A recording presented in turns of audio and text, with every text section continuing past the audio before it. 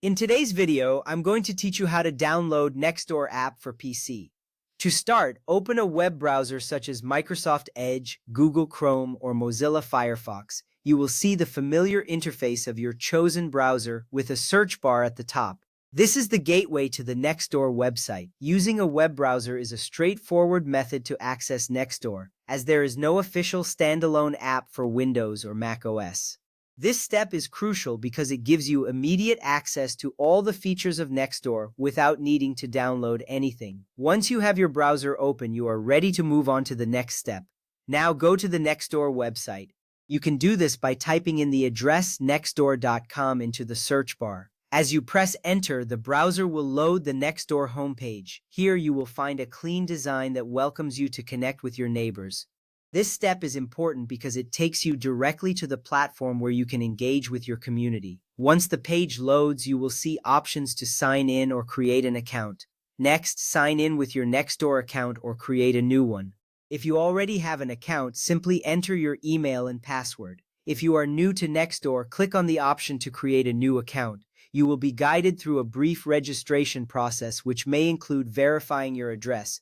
This step matters because having an account allows you to access personalized content and connect with your local community. Once signed in, you are prepared to explore Nextdoor fully. You can now use Nextdoor directly from your PC without installing any software. This allows you to browse neighborhood posts, share recommendations, and connect with local events right from your computer. The web version offers a user-friendly experience similar to the mobile app but on a larger screen.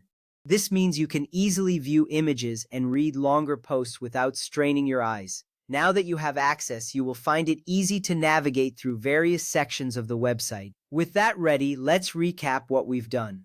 You opened a browser, visited the website, and signed in or created an account.